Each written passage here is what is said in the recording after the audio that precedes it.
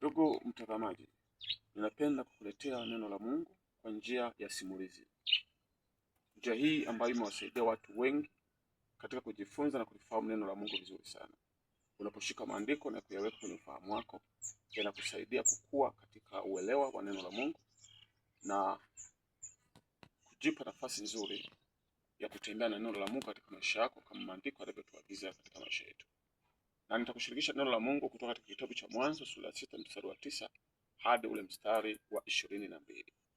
Na somo letu linasema jifunze jinsi ya kutembea na Mungu. Hivi ndivyo vizazi vya Nuhu. Nuhu alikuwa mtu wa haki, mkamilifu katika vizazi vyake. Nuhu alikwenda pamoja na Mungu. Nuhu akazaa wana watatu wa kiume, Shem, Ham na Yafeti. Dunia ikaharibika mbele za Mungu. Dunia ikajaa dhuluma. Mungu akaiona dunia, na tazama, imeharibika, maana kila mwenye mwili amejiharibia njia yake duniani. Mungu akamwambia Nuhu, mwisho wa kila mwenye mwili umekuja mbele zangu, kwa sababu wameijaza dunia dhuluma. Basi nitawaharibu pamoja na dunia.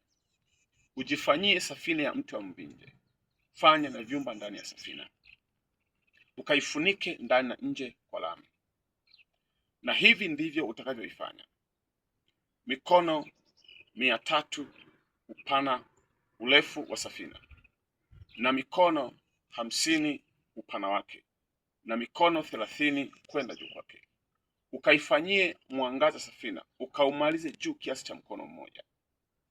Ukautie mlango wa safina katika ubavu wake. Ukaifanyie dari 3, ya chini, ya pili na ya tatu. Kwa maana nitaleta gharika ya maji juu ya nchi, niharibu kila kitu chenye mwili, na pumzi ya uhai kisiwepo chini ya mbingu. Kila kitu kilichoko duniani kitakufa.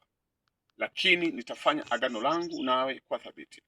Nawe utaingia katika safina, wewe na wanao na mkeo na wake za wanao. Na katika kila chenye mwili, wawili wawili wa kila namna, utawaleta ndani ya safina, uwahifadhi pamoja nao, wawe mume na mke, katika vyote virukavyo kwa jinsi yake, na katika kila aina ya mnyama kwa jinsi yake, na katika kila kitambaacho kwa jinsi yake. Wawili wawili watakuja kwako ili uwahifadhi. Ukajitwalie chakula cha kila namna kinacholika, ukakilete ndani ya safina, nacho kitakuwa ndicho chakula chenu na chao. Hivi ndivyo alivyofanya Nuhu, sawasawa na vyote alivyomwamuru Mungu, hivyo ndivyo alivyofanya. Ndugu msikilizaji, ninatamani kukushirikisha ujumbe huu, na usikose kuendelea kufuatilia simulizi za Biblia katika mfululizo wa mafundisho ya simulizi hizi za Biblia ama hadithi za Biblia ambazo zinaweza kukufanya wewe mwenyewe ukalisaidia kanisa ama ukawasaidia familia katika kujifunza neno kwa ufasaha. Njia hii inakufanya kuwa mwalimu mzuri ambaye unawapa nafasi watu katika namna ya kuchangia au katika namna ya kujifunza pamoja, badala ya mtu mmoja kusimama na kuwafundisha wengine. Njia hii ni njia bora ambayo imewasaidia watu wengi kukua na kukulia wokovu ipasavyo. Malengo yetu makubwa ni kuhakikisha kila Mkristo anajifunza na kukaa na neno la Mungu katika akili yake. Sikia nikwambie kitu.